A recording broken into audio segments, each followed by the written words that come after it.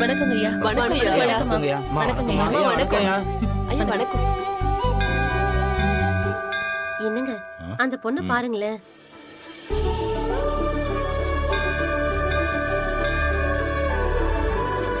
அவ லட்சணமா இருக்கால்ல, நம்ம பையனுக்கு இந்த புள்ள சரியா இருக்குன்னு தோணுதுங்க. ஆரம்பிச்சிட்டியா?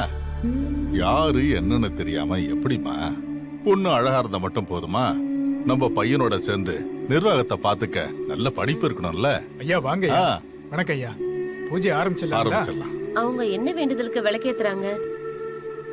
யாரு? மீனாட்சியா? அவ படிப்பை முடிச்சிட்டு இன்னைக்கு கோல்டு மெடல் வாங்க போறா.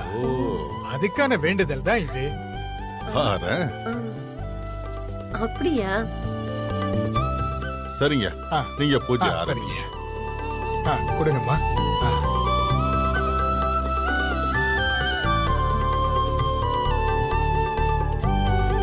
அம்மா வணக்கம்மா.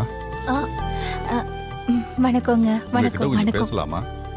உங்க பொண்ணுங்களா? ஆமாங்க. நான் அந்த கோயிலோட அரங்காவலரா இருக்கேம்மா. தெரியுங்க, நான் உங்களை பாத்திருக்கேன். உங்க பொண்ண பத்தி விசாரிச்சோம். டிகிரி முடிச்சு கோல்டு மெடல் வாங்க போறான்னு சொன்னாங்க. ஆமாங்க. எங்க பையனுக்கு பொருத்தமான பொண்ணு தேடிட்டு இருந்தோம்.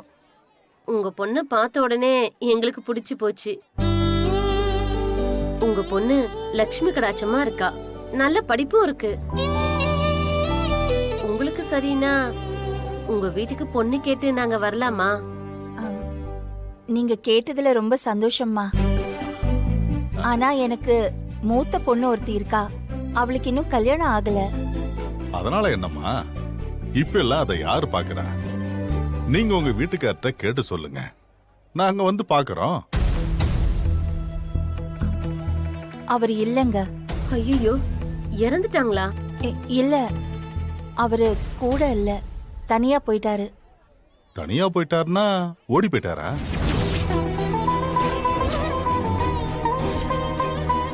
கேட்டல்ல, இதுக்குதான் சரியா விசாரிக்கணும்னு சொல்றது.